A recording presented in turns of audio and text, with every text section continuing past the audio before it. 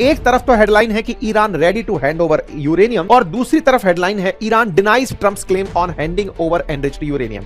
असल में जब सीज फायर की बातें हो रही थी तब इन लोगों ने 10 पॉइंट पर सीज फायर मांगा था। उनमें से एक पॉइंट था कि लेबनान पर हमला नहीं करोगे। तो उस समय अमेरिका ने मना कर दिया था कि नहीं, लेबनान उस 10 पॉइंट के अंदर शामिल नहीं है। ये बात तब हुई जब सीज फायर के अगले ही दिन इजराइल ने लेबनान पर गोला चला दिया था। तो ट्रंप ने क्या किया, बैठकर इजराइल और लेबनान के बीच में समझौता करवाया और कहा कि इजराइल लेबनान पर तब तक गोला नहीं दागेगा जब तक हमसे नहीं पूछ लेगा। उसी क्रोनोलॉजी में इन्होंने कहा कि अब सीज फायर वैलिड है और हम स्ट्रेट ऑफ हॉर्मुज से आपको निकलने की इजाजत देते हैं। तो उन्होंने यहीं पर इसी चीज को खेल दिया कि ईरान ने जस्ट अनाउंस किया है कि स्ट्रेट ऑफ ईरान पूरी तरह ओपन है और रेडी है पूरी तरह यूज करने के लिए। 6:37 पर ट्वीट किया, कहा कि रास्ता खुल गया है। 6:57 पर कहते हैं कि हमारा ब्लॉकेड लगा रहेगा, कि ईरान से निकलते जहाजों को हम रोकेंगे। अब आई ईरान की बारी। ईरान ने कहा कि president of United State made 7 claims in 1 hour. 1 घंटे में उन्होंने 7 बातें कही, 7 की 7 झूठी थी। ये कहते हैं कि they did not win the war with these lies. वो इतने झूठ के साथ युद्ध नहीं जीत सकते। Not gate anywhere in negotiation either. With the continuation of blockade the straight of Hormuz will not remain open. अगर तुम्हारे ब्लॉकेड लगे रहेंगे तो स्ट्रेट ऑफ हॉर्मुज नहीं खोली जाएगी। फिलहाल के लिए यूरेनियम एनरिचमेंट की जो बात थी उस बात में तथ्य यही निकल कर आया कि ईरान तैयार नहीं हुआ।